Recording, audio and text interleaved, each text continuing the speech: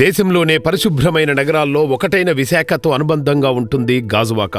కానీ అడుగు పెడితే కాలుష్యానికి కేర్ ఆఫ్ అడ్రస్ లా కనిపిస్తుంది.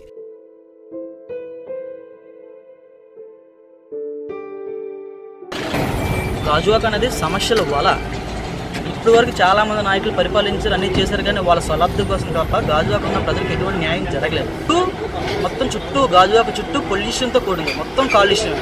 ప్రతి మనిషి కూడా కాలుష్యం పీల్చుకుంటూ ఇక్కడ బతుకుతున్నారు. మొత్తం అటు గంగవరం పోర్ట్ కానీ, జింక్ కానీ, లేకపోతే గవర్నమెంట్లో కానీ, హెచ్పిసిఎల్ కానీ, ఏపీఎస్సీ కానీ, లేకపోతే బిఎస్సీజెడ్ కానీ, లేకపోతే ఇటు ఎన్టీపీసీ కానీ, స్టీల్ ప్లాంట్ కానీ, గంగవరం పోర్ట్ మొత్తం అంతా మొత్తం పొల్యూషన్ అంతా గాజువాక నియోజకవర్గంలో ఉంటుంది. కానీ ఈ పొల్యూషన్ కంట్రోల్ చేయడానికి ఎటువంటి అధికారులు కానీ ఎవరు కానీ పనిచేయరు. నిర్వాసితుల కన్నీటి గాథలు, త్రాగునీరు రాని గ్రామాలు గాజువాక దుస్థితికి నిదర్శనాలు. ఏదైతే నిర్వాస సమస్య ఉందో అటు గంగవరం పోర్టు కానీ, ఇటు స్టీల్ ప్లాంట్ కానీ నిర్వాసితులకు న్యాయం చేస్తానని చెప్పినటువంటి ఈ ప్రభుత్వాలు కానీ, ఈ అధికారులు కానీ ఇప్పుడు ఏ నిర్వాసితులకు న్యాయం అనేది చేయలేదు. 9,500 మంది నిర్వాసులు ఖాళీగా ఉంటే 9,000కి నిన్నటికి 1వ తేదీన 5,000 మంది ఉద్యోగస్తులు రిటైర్మెంట్ అయిపోయారు. ఆ నిర్వాసులు 5,000 మందిని ఇందులో ఫిల్అప్ చేసుకుంటే ఉన్న నిర్వాసుల సంఖ్య చాలా తగ్గిపోతుంది. కానీ ఆ విషయం కూడా ఎటువంటి పరిస్థితుల్లో నిర్వాసులు తీసుకోరు. ఎందుకంటే నిర్వాసులు ఒకవేళ ఉద్యోగాలు చేస్తే ఇక్కడ యాజమాన్యాలు కాస్త నిర్వాసులు దీంట్లోకి వెళ్ళిపోద్దని నిర్వాసులు తీసుకుంటారు. ఇక్కడ ఆధార్ కార్డు ఉంటే పెదగంటేడ, గాజువాక మండలాల్లో ఉన్నటువంటి ఆధార్ కార్డు ఉంటే ఇక్కడ కూలి పని కూడా గంగవరంలో కానీ, స్టీల్ ప్లాంట్లో కానీ ఇవ్వరు. ఎందుకంటే వాళ్ళు ఎలిజిబిలిటీ కాదు, వాళ్ళు ఇస్తే ఇక్కడ ఉద్యోగం రాదు, ఇవ్వనివ్వరు. ఎందుకంటే అధికారులు కూడా, నాయకులు కూడా అదే మాకు చెప్తారు. ఒకవేళ నిర్వాసన సమస్యల మీద ఎవరైనా పోరాడితే వాళ్ళ మీద అక్రమంగా కేసులు బనాయించి వాళ్ళని లోపల పంపించి రాడికల్లో లేకపోతే రౌడీ షీట్లో ఏదో ఓపెన్ చేసి వాళ్ళు మాట్లాడినా కూడా ఇక్కడ ఉన్న నాయకులు, అధికారులు ఆలోచన సమస్య చేస్తారు. గంగవరం పోర్టు నుంచి విశాఖ డైరీ వరకు, పెద్ద గంత్యాడ డంపింగ్ యార్డు నుంచి గాజువాక పారిశ్రామిక వాడ వరకు ఎటు చూసినా కాలుష్యం, ఎన్నో వ్యాధులు, ఎన్నో కోల్పోయిన ప్రాణాలు. ఈ విశాఖ డైరీ స్టార్ట్ చేసినప్పుడు 1,00,000 లీటర్ల ప్రాసెస్తో కెపాసిటీతో పెట్టినటువంటి ప్లాంట్ ఇవాళ 6,00,000 లీటర్లు ప్రాసెసింగ్ ప్లాంట్ అనేది తయారు చేస్తున్నారు. దానివల్ల చాలా ఇబ్బంది అనేది అవుతుంది. దాన్ని ఖర్చు పెట్టేటువంటి ఏదైతే యాసిడ్, దాన్ని క్లీన్ చేసేటువంటి అన్ని యాసిడ్ అన్నీ దీనివల్ల ఈ అక్కడి పొలంలో ఉన్నటువంటి నీరు వాళ్ళు వదిలేస్తున్నారు, బహిరంగంగా వదిలేస్తున్నారు. యాసిడ్ వాటర్ అదంతా కూడా బహిరంగంగా వదిలేయడం వల్ల అక్కడి పొలం, ప్రధానంగా అక్కడి పొలంలోని ఊరి మధ్య గుండా వెళ్తుంది ఆ వాటర్. వెళ్ళడం వల్ల వాటర్, గ్రౌండ్ వాటర్ అంతా కూడా పొల్యూటెడ్ అయిపోయి ఉప్పు నీరుగా తయారైపోయింది. ఈ నీరు మేము బోర్లు వేసుకున్నప్పుడు కూడా దేన్ని వేసుకుని సరే ఉతకడానికి కానీ, కనీసం అంతులు తోముకోవడానికి కానీ, స్నానం చేయడానికి కూడా పని రాకుండా పోయింది. మేడపైన పడుకోవడానికి కూడా అవకాశం లేకున్నటువంటి పరిస్థితి, ఉతుకున్న బట్టలు మేడపైన ఆరబెట్టుకోలేనటువంటి పరిస్థితి, నల్ల పౌడర్ అనేది వచ్చేస్తున్నటువంటి పరిస్థితి. ఇప్పుడు చైనా బొగ్గు వాడడం వల్ల మరింత విపరీతంగా వాయు కాలుష్యం అనేది, నల్ల బొగ్గు అనేది వాడడం వల్ల చిన్నపిల్లల్లో మరింత వ్యాధి అనేది వచ్చేటువంటి పరిస్థితి ఉంది. ఒకసారి ఊళ్ళో కూడా బుక్కులు అయ్యింది, నల్లగా బుక్ వచ్చేసి నల్ల బుక్ రకరకాలుగా. ఇప్పుడు ఇది కాలం గురించి మాట్లాడండి, ఉప్పు వాటర్ అండి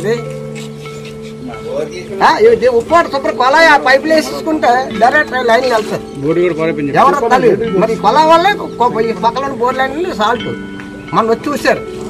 ఇంటికో బోర్డు చెక్ చేసాడు, లంబర్లు రాసేసుకోరు, బోర్డు లంబర్, డోర్ లంబర్లో మరి అడ్రస్ లేవు.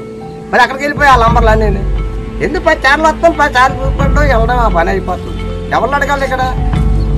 పోతే డైరెక్ట్ సీఎంకి ఫోన్ చేయాలి. స్టీల్ ప్లాంట్ నిర్వాసుల దగ్గర నుంచి చాలా మట్టుగా మొత్తం ల్యాండ్ కలెక్ట్ చేశారు. ఆ ల్యాండ్ కూడా నిర్వాసులకు ఇవ్వట్లేదు, ఎవరెవరో ఆక్రమించుకున్నారు, ఎక్కడి నుంచి ఆక్రమించుకున్నారు. ఆ భూములు ఏమన్నా నిర్వాసులు మళ్ళీ తిరిగిస్తే వాళ్ళు కూడా లబ్ధి పొందుతారు. మేమందరం సొంతం చేసాం. ఒక స్టీల్ ప్లాంట్ ఇక్కడికి వస్తుందంటే మేమందరం మా బతుకులు బాగుంటాయి, ఇప్పటికైనా మా అందరికీ ఉపాధి కలుగుతుందని ఆశించి స్టీల్ ప్లాంట్ని 1,250 రూపాయలకి స్టీల్ ప్లాంట్కి మా భూములు దారాదప్పం చేశాం. దారాదప్పం చేస్తే ఆ రోజు మా తాతలకు ఆర్ కార్డులు అంటే ఇంటికి ఒక ఉద్యోగం అని చెప్పి ప్రధానమంత్రి వచ్చి చట్టసభలో చెప్పారు, ఇంటికి ఒక ఉద్యోగం ఇస్తామని. నేటికి మా తాత తరం అంతరించిపోయింది, నా తండ్రి తరం అంతరించిపోయింది. నా తండ్రి ఆర్ కార్డు నేను మార్చుకున్నాను. ఇప్పటి వరకు ఎటువంటి ఉపాధి, కూలి పని కూడా ఇవ్వలేదు. మా భూములు తీసుకుని మేము ఏ విధంగా బతకాలో కూడా తెలియని స్థితి. గ్రామాన్ని అనుకొని పెదగంటడ మండలం నడిపోట్లో డంపింగ్ యార్డ్ పెట్టారు. అంటే ఇటువంటి చుట్టుపక్కల ఉన్నటువంటి దాదాపు ఒక 20-30 గ్రామాలకు సంబంధించిన చెత్త, జీవీఎంసీ జోన్లకు సంబంధించిన చెత్తను తీసుకొచ్చి గ్రామం మధ్యలో ఉంచుతారు. ఇక్కడ నుంచి వాళ్ళకి నచ్చిన రోజును తరలిస్తారు. ఈ మొత్తం డంపింగ్ యార్డ్ సంబంధించి చుట్టుపక్కల హౌసింగ్ బోర్డు కానీ, బర్మా కాలనీ, స్వతంత్ర నగర్, లేకపోతే రిక్షా కాలనీ, తర్వాత నడుపూరు, ఈ ప్రాంతాలు మొత్తం అంతా చుట్టూ తినడానికి భోజనం తినే ముందు కరెక్ట్గా డంపింగ్ యార్డ్ సంబంధించింది క్లీన్ చేస్తారు. అదంతా చెత్త, వాసన, దుర్వాసన మొత్తం అంతా ఈ ప్రజల మీద ఉంటుంది. నెక్స్ట్ గంగవరం పట్టుకున్నటువంటి బొగ్గుని ఇటువైపు రాకుండాను గోడ కట్టి, గోడకు సంబంధించిన బొగ్గు రాకుండా, అయితే విశాఖపట్నం ఏ విధంగా అయితే పోర్టులో ఉన్న బొగ్గు రాకుండా పద్దాలు పరుస్తారో ఇక్కడ మాత్రం అటువంటి పద్దాలు కానీ ఏమీ పడదు. ఇక్కడ పాలకులుగా వచ్చిన నాయకులందరూ దోచుకోవడానికి, దాచుకోవడానికి కోసం మాత్రమే వచ్చారు. కానీ వారు పడుతున్న బాధలను ఏమాత్రం పట్టించుకోలేదు. ఇంకోటి, ఏ నాయకుడన్నా గాజువాక వచ్చే పరంగా ఏం చేస్తే పారిశ్రామిక ప్రాంతం బాగా అభివృద్ధి చెందుతామని చెప్తారు, కానీ అభివృద్ధి అనేది కాదు. ఇక్కడ APS industrial lands, government lands చాలా ఎక్కువ ఉన్నాయి. దానికి సంబంధించిన నాయకులు కబ్జాలు చేయడానికి ముందుకొచ్చి డబ్బు ఖర్చు పెట్టి ఎన్నికైన తర్వాత కబ్జాలు చేసుకుని ఎక్కడ పడితే అక్కడ కబ్జాలు చేసుకుని ప్రజలకు మాత్రం ఎటువంటి ఏమీ చేయరు. అభివృద్ధి అంటారు. గాజువాకలో కానీ పెదగంటడ మండలం కానీ అభివృద్ధి అనేది ఏమీ చేయరు. ప్రజలు ఎలాగున్నారో అలాగే సావడమే. వారి కష్టాలను పంచుకోవడానికి నాయకుడు కరువైనప్పుడు వారికి అండగా ఉండేందుకు, వారి సమస్యలను క్షేత్రస్థాయిలో తెలుసుకునేందుకు జనసేనాని స్వయంగా శతఘ్ని బృందాన్ని పంపి సమస్య మూలాలను తెలుసుకున్నాడు.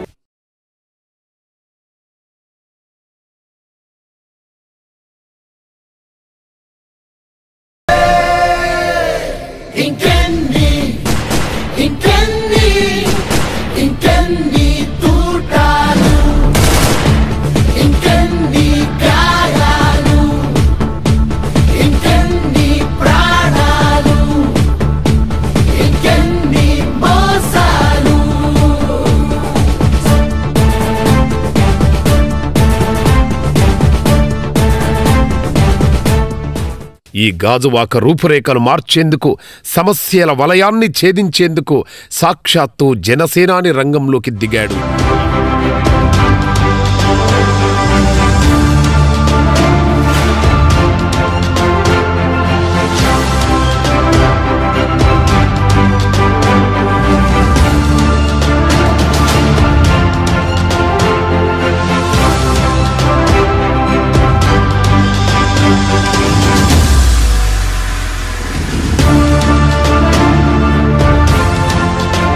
విశాఖ ఉక్కు నిర్వాసితులు అంటే 23,026 ఎకరాలు అనుకుంటా ఆ భూమి 1970లో ఈ రోజున మన గాజువాక ఇక్కడికి ఇంతమంది రావడానికి కానీ మొట్టమొదటిగా వచ్చింది విశాఖ ఉక్కు పరిశ్రమ.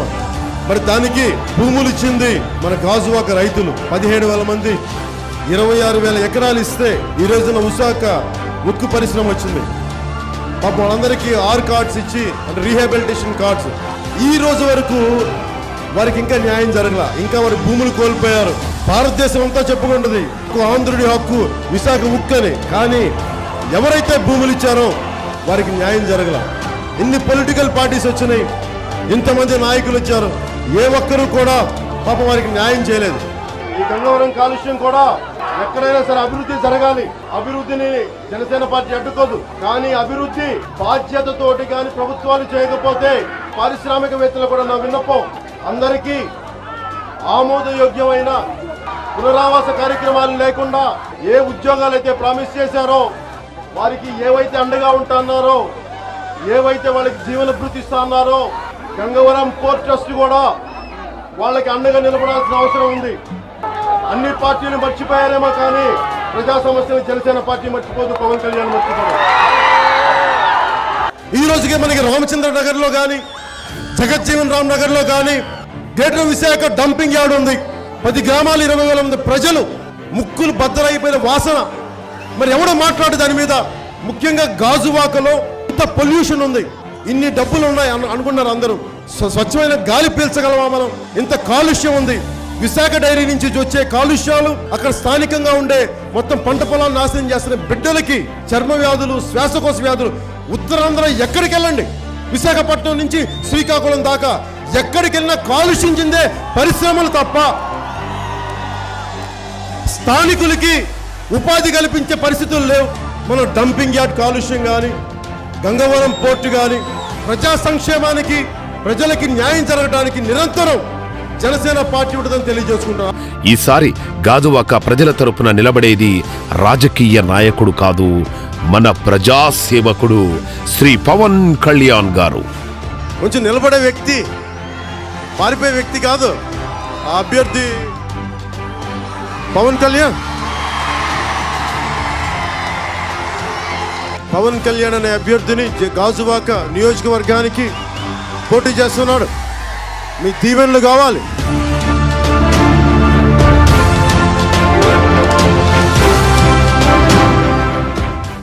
మా వీడియోస్ మీ మొబైల్కి నోటిఫికేషన్గా రావాలంటే రెడ్ కలర్ సబ్స్క్రైబ్ బటన్ని ప్రెస్ చేసి పక్కనే ఉన్న బెల్ ఐకాన్ని క్లిక్ చేయండి.